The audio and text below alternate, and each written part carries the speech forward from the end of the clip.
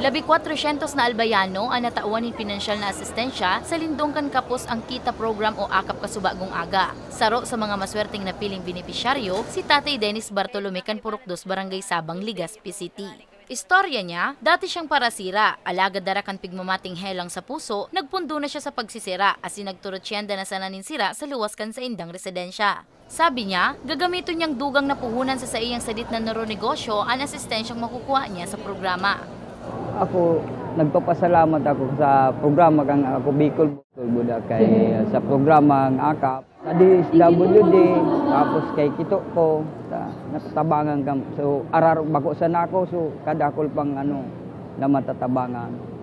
Benepisyaryo man kan programa ang 60 anyos na si Tatay Edwin Magdaong, kan Purok 1 Talisay Street, Barangay 42, Rawis, Legazpi City. Na 17 dekada ng parasira, gagamito niya mandaan makukuha niyang ayuda bilang pambakal sa iba pang kaipuhan na gamit sa pagsisira. Salamat po sa AKAP, sa tabang nadakulaon sa muya, sa makaginawa man lamang kami si pirang aldaw lamang. Inamayan man ni Nanay Jocelyn Adlok kan Barangay Lagundi, Rapu-Rapu, Albay ang pagbiyahe hali sa isla, pasirin sa syudad ng Legazpi para sa nasambit na programa. Ipupuhunan ko iyan sa pag 45 na manok dahil ang agum ko dahil sa diring sarawat na gagamit na mapalago ko iyan nangani may mailingan kaya iyan dakulao na tabang man iyan para sa samuyang kasaradayan. Na tabang sa samuya. Tig 10,000 pesos ang naresibi kan total na 480 AKAP beneficiaries. Presente sa pagtiripon si former Congressman Christopher Kitoko na nagtauman ng suporta asin mensahe sa benepisyaryo.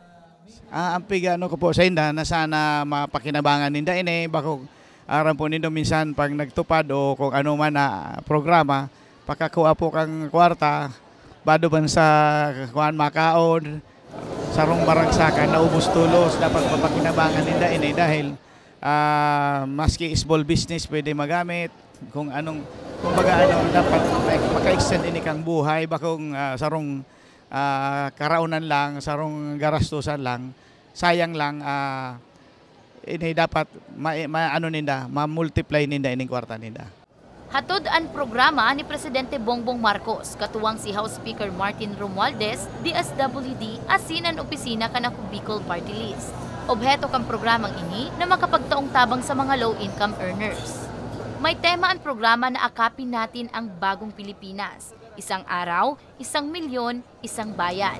Para sa mga baretang tatak Bicol, Danica Garcia.